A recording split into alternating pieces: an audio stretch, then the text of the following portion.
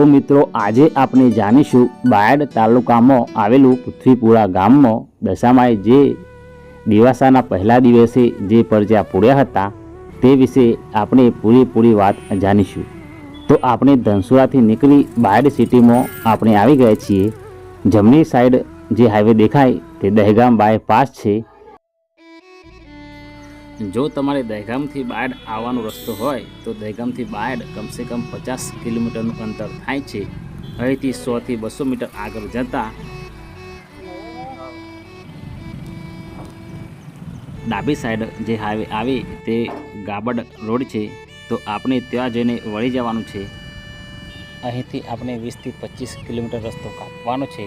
એટલું અંતર કાપતા જ આગળ પોસ્ટર અને બેનર લગાવેલા છે, તો તે જોઈને આપણે ડાબી સાઈડ કાચી રસ્તે વળી જવાનું છે। તો આપણે ત્યાં જઈને સંપૂર્ણ માહિતી જાણીશું। તો બન્યા રહો આ વિડીયોમાં, અને વિડીયો ગમે તો લાઈક કરી દેજો, અને આવા બીજા વિડીયો જોવા માટે ચેનલને સબસ્ક્રાઈબ કરવાનું ભૂલતા નહીં। જય દશામાં કોમેન્ટમાં જરૂર લખો। ફાઇનલી મિત્રો આપણે બાયડથી 19 કે 20 કિલોમીટર કાપીને અહીં પૃથ્વીપુરા રસેના મોડા આપણે દર્શન કરવા જઈ રહ્યા છીએ।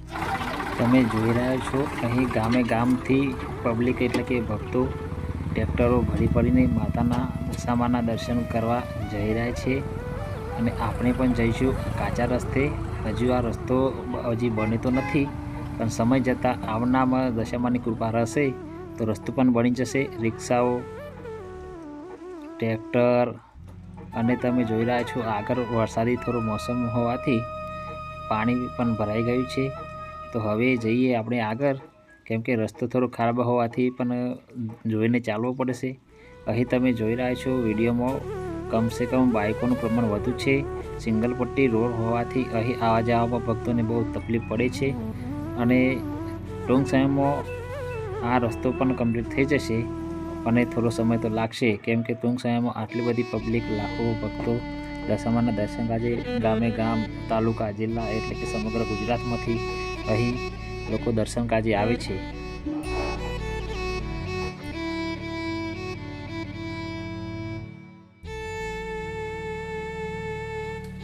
થોડાક દિવસો પહેલાં અહીં કોઈ જોવા નહોતું મળતું, પણ અત્યારે દિવસે ને દિવસે હજારો લાખો પબ્લિક અહીં દર્શન કાજે આવે છે।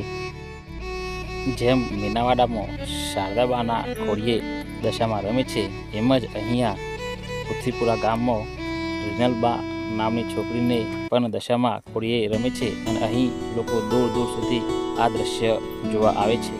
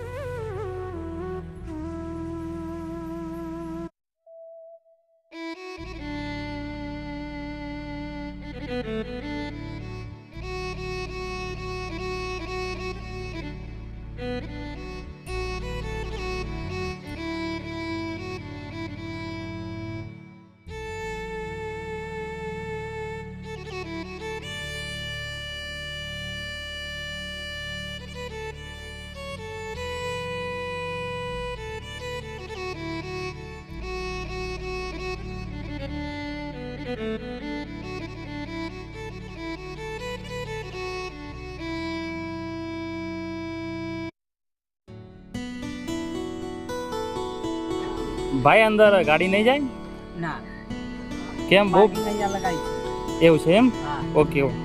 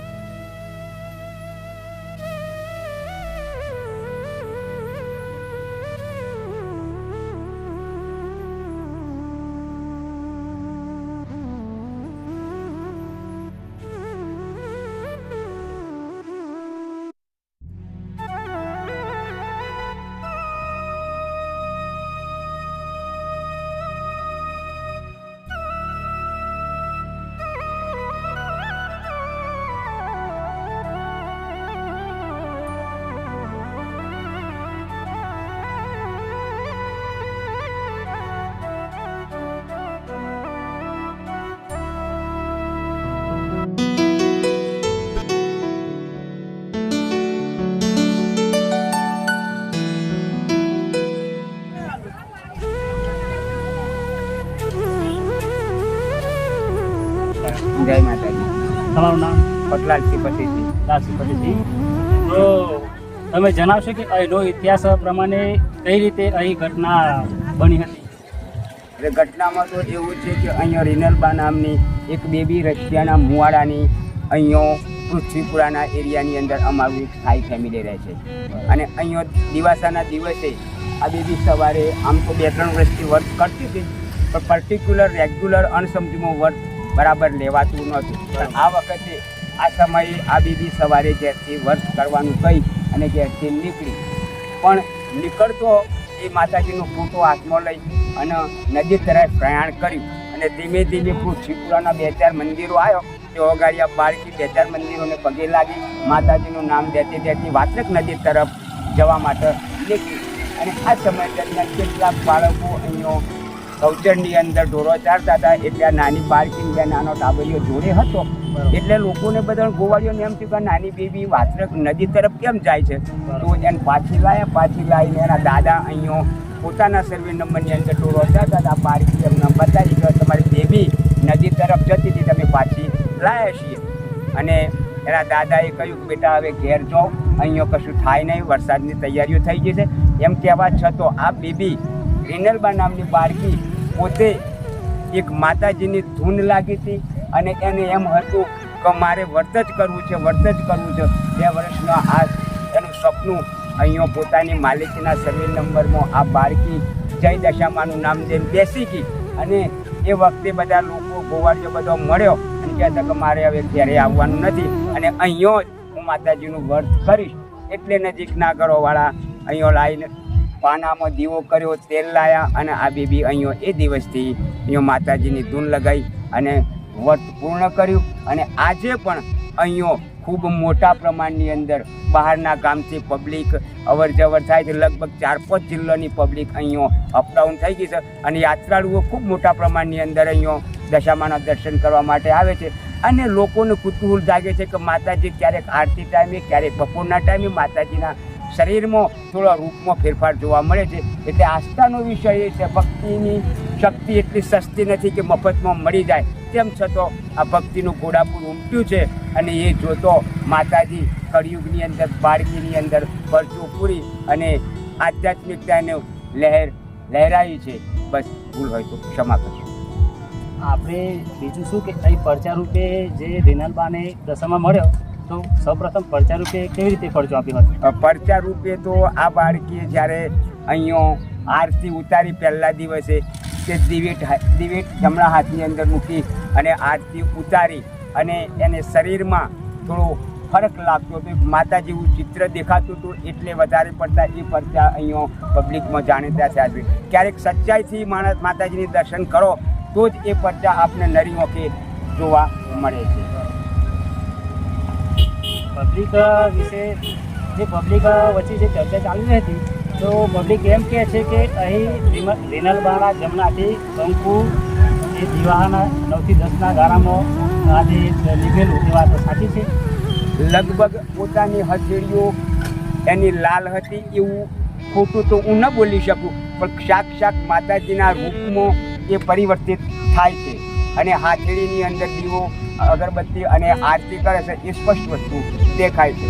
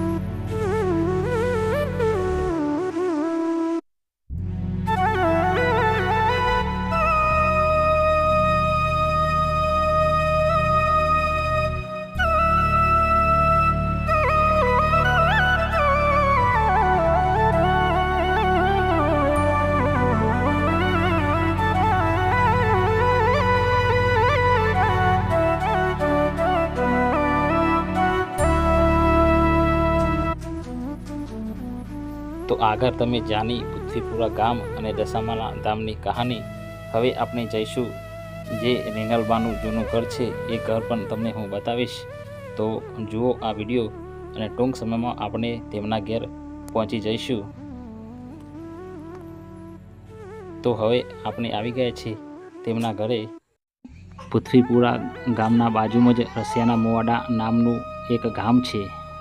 અહીંયા જ તેમનું ઘર આવેલું છે. તમે જોઈ તમને આ સામે દેખાય એ લાગે હોય તો લાઈક કરવાનું ઘર છે ભૂલતા નહીં. અને આવા બીજા સરસ વિડીયો જોવા માટે ચેનલ સબસ્ક્રાઈબ જરૂર કરી લેજો. જય દશામાં.